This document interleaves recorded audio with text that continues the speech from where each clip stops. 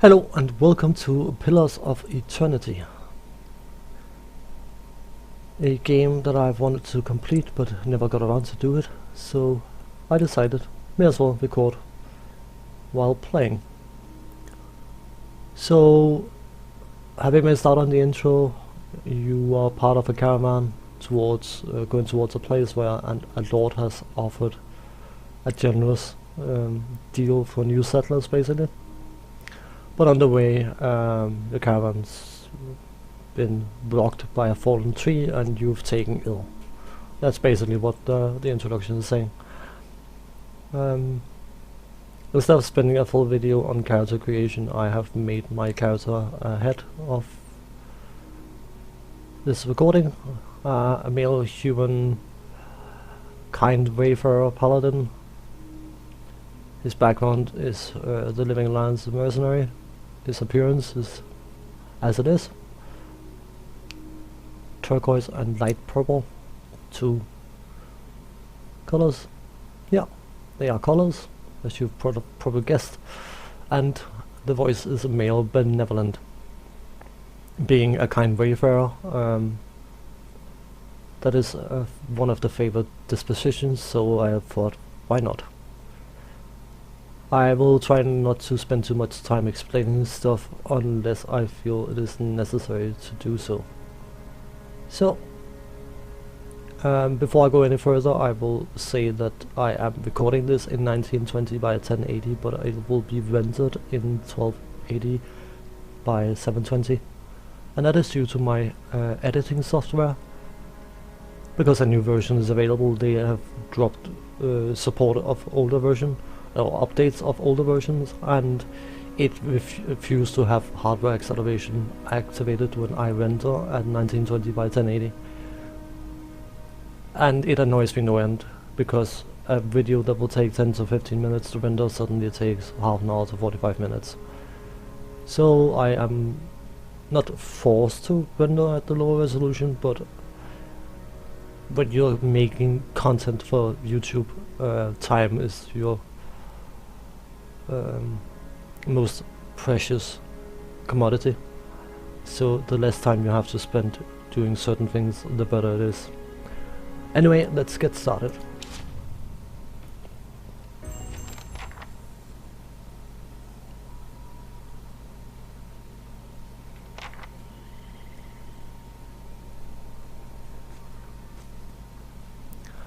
The caravan master finishes addressing the group, his bushy red moustache and sagging jowls quivering as if for emphasis.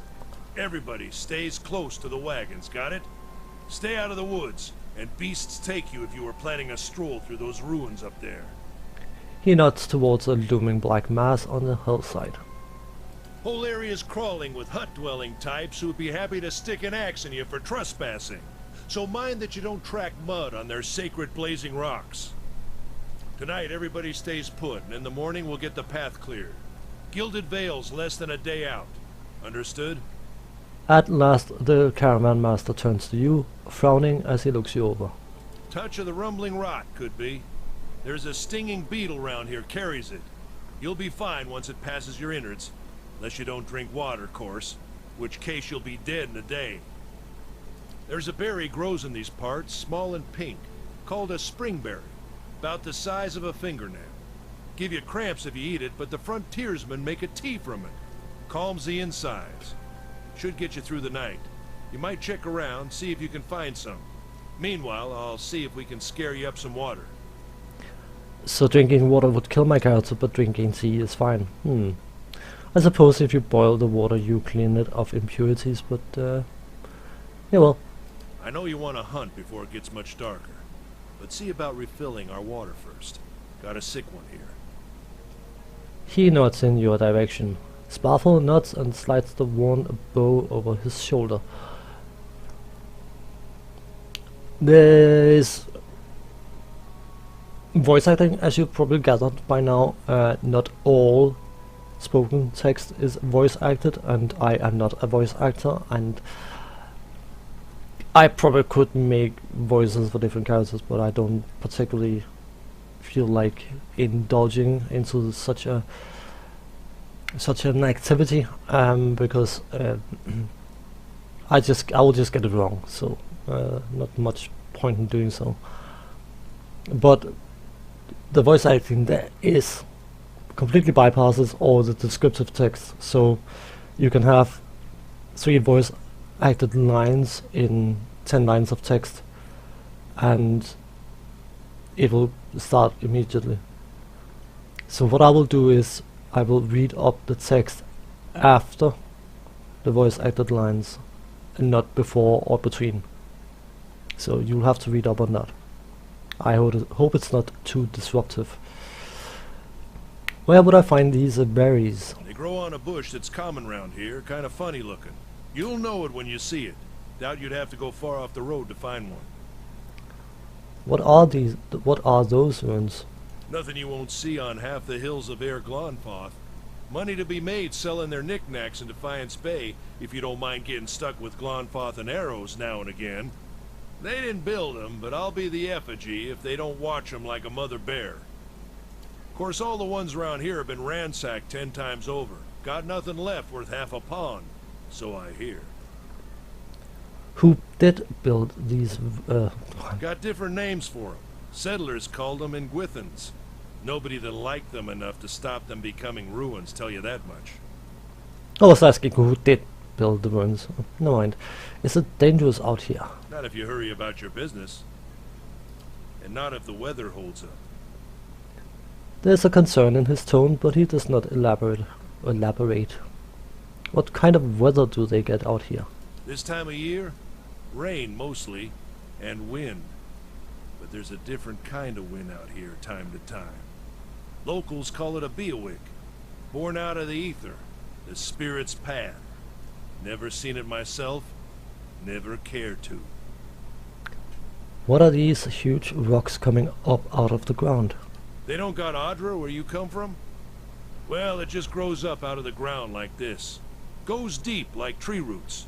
Some of it all the way to the heart of the world, you believe the stories. It's more like a shell than a proper rock. Easier to work if you're a mason. Got all kinds of strange properties. Seems to have some kind of life of its own. Dies if it gets dug up. Loses its luster. Folks think it probably grew at one point or another, but not these days. The soul butchers in Defiance Bay use it for different things. I've heard tell it can hold a man's soul, but I don't care to see it. Got enough to worry about without seeing something like that. I'll go see about those berries then. Hold on. Take someone with you. I know you're not some helpless tenderfoot, not like most of this lot. But you drop dead, I don't want to be looking for the body. Got a schedule to keep. He scans over the travelers, resting his eyes at length on a sturdy armor-clad woman who has spent the journey's night sleeping on uneven ground without blanket or pillow. Kalisha. Kalisha! The woman looks up on her own time. He needs to find some springberries. Watch that he doesn't drop dead. No promises. What kind of guide says something like that? Kind you can afford. Don't listen to her, you're in good hands. And I pay too well, if anything. Off with you. Hayden should have supplies. See that you're equipped before you head out. We're in harsh country. Get your berries and hurry back. And if you get so much as a tickle of wind, you drop everything and you run. Something in the air tonight. If it's a Beowick, we'll shelter in the ruins. Hut dwellers be damned. You heard the man. Let's get going before you keel over. Indeed. Our character, yeah, his starting weapon is a mace and a small shield. I intend to play him as a two-handed DPS. It's going to complicate things a bit. The way Pillars of Eternity work is that, of course, you have a certain attack speed that's common for weapons. Fast, very fast, average, slow, very slow, extremely slow, and so on and so on and so on. But it is directly modified by your armor. So because of wearing heavy armor, we have a 50% increased recovery speed. So basically the average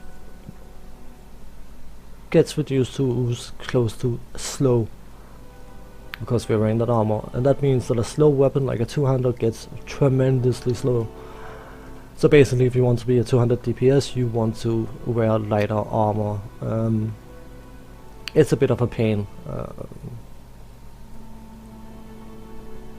The game is all about trade-offs, and of course, because if you're wearing lighter armor, you're more susceptible to damage, so you don't want to be in the forefront, so you want to make sure someone else can start the scrap before you get involved.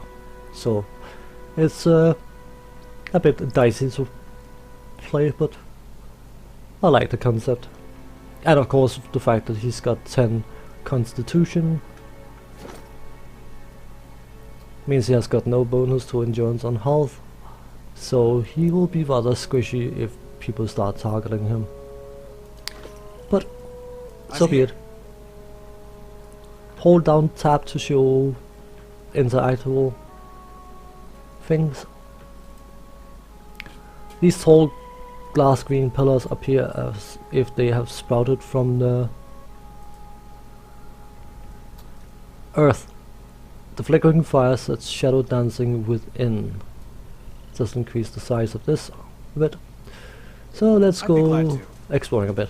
You have the option to activate fast mode or slow mode. Let's just go fast mode for the moment. Oh, leather armor, sorry, the wooden clothing and lockpicks.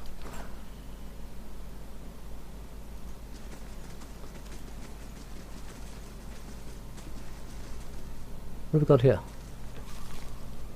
Orland's Cradle. That's a reagent which is automatically put in stash. So. Not looking forward to trying to lift that thing tomorrow. The fallen tree doesn't budge even. Sap oozes from the jagged wound in its trunk. Hooray! Has it been truncated? No mind. Stupid comment, stupid comment. I like to explore a bit.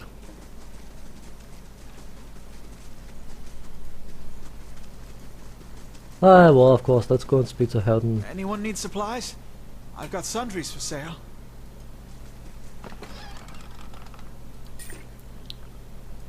The good old, if it's not nailed to the floor, you pick it up. You see a man wearing simple but mostly neat clothes.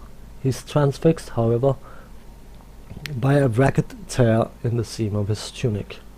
Brought a whole wagon full of goods to sell, but not enough shirts for the road.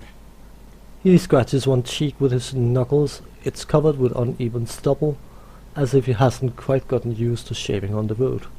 Say, is there anything you need? I've got some basic traveling supplies for sale if you'd like to take a look. Who are you? I'm a trader, originally from the Adir Empire, but I've been trying to establish new business out here. Life on the road has brought some unexpected challenges, to be sure. And I'm sure you've noticed how prickly the locals can be. But we're here to make the most of things, right? With an outlook like that, I'm sure you'll do well. We'll see, I suppose. I'm just trying to do right by my family. Something else you need? Looks like we're settled for the night. Tell me about the Adir Empire. It's not as big as it used to be, but it's still big. The mainland is a continent northwest of here, but the colonies used to include Rayed Ceres and the Deerwood. About 150 years ago, Deerwood won its independence from the Empire. In fact, our companions are quick to remind me of. He gives you a lopsided grin and nods at the other scattered caravanners. Why'd you move all the way out here? Because it seemed friendlier than Rayed Ceres? My brothers took over the family mercantile business a few years ago, and there wasn't enough for me to do back home. I moved out to try and expand. Deerwood's a former Adir colony, so it seemed like a good place to start. And as much as I admire the Red Saren's work ethic, they always struck me as a little fanatical. Sounds reasonable enough. Out here I'm just taking it one day at a time. let's see what you've got. So, great sword, pike, increase the reach.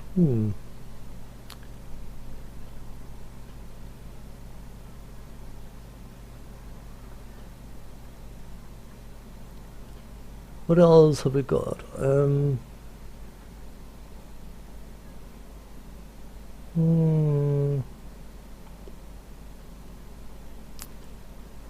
I kind of want a 200 weapon, but at the same time,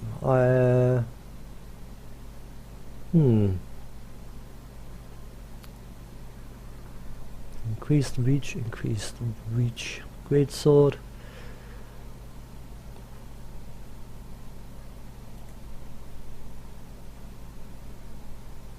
Aha.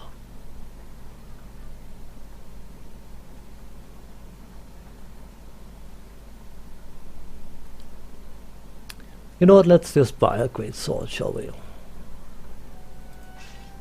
Yeah. And you can have multiple weapon sets, so... Oof. Didn't I get...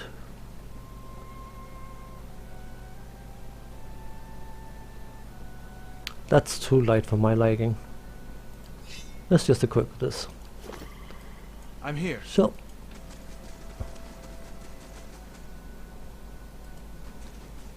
I'll have your water soon enough. Stream's not going anywhere. You sure about that?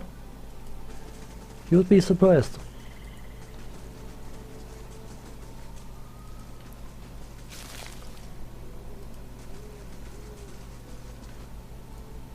The path winds back through a narrow canyon.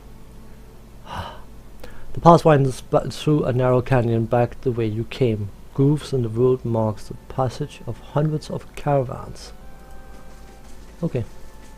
Let's check by those outcroppings. Okay. Oh, combat. I've set the game to auto pause when you're facing a new opponent. So, let's give some orders here, shall we? You attack. You go over there. Always try to flank. Yeah! Huh. Was a nice little hit.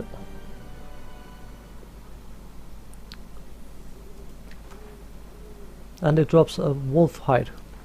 Who would have guessed? I'm here. This is it.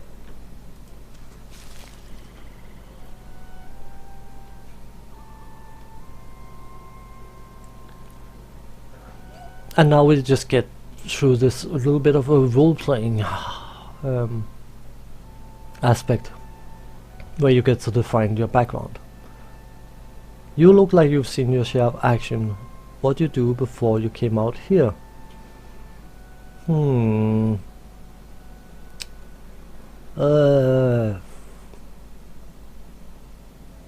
a war veteran.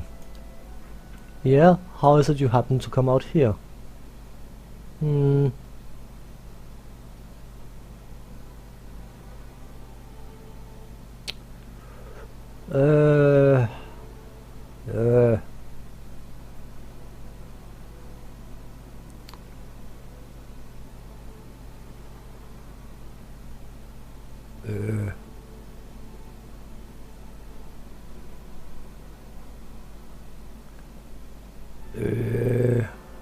What do you choose here? I want to go back on that. Never mind. I fought beside people far better than me, but somehow I'm the one who made it out. I can't reconcile that.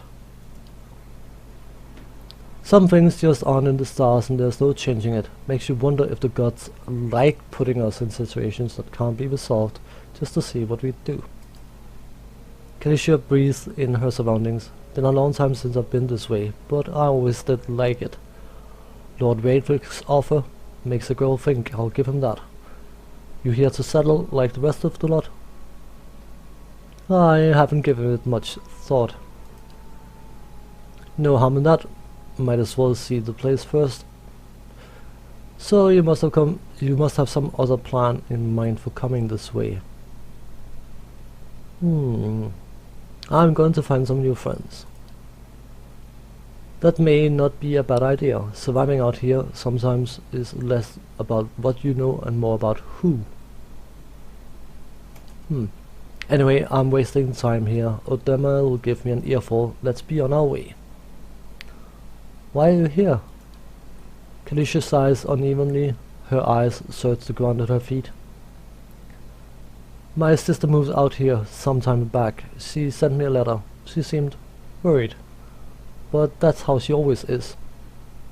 This time though, she asked me to come out, and that's got me a little worried. I haven't seen her in ages. Been doing guide work in Examital, I think it's called. Examital, something like that. Those are the words you can write, but can you pronounce them?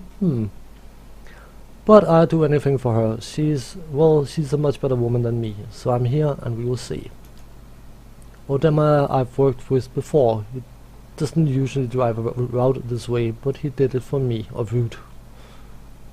Route is something you do to people. You route them. A route is, yeah.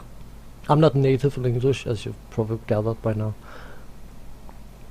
Tell me about yourself. I've got simple needs. I like open skies and far horizons. I find work that lets me live that way. My family wanders too. We started in Deerwood, but my parents ended up in the Living Lands. I got a brother in Rautai and another in Adia. My sister in Gilded Vale. She's the only real homebody. What can you tell me about Deerwood? I'm not much for history, but for what I know, it used to be part of the Adia Empire. Broke off after a war some years back. The locals here are feisty, and that's how they like it. I've been out of touch, but I've been hearing weird kinds of things about it lately. People having trouble giving birth, I guess. A lot of them. Been going on for years now. But somehow it's getting worse. With an uneasy tremor in her voice, she adds, I'll have to ask my sister more about it. Alright, let's get back to camp.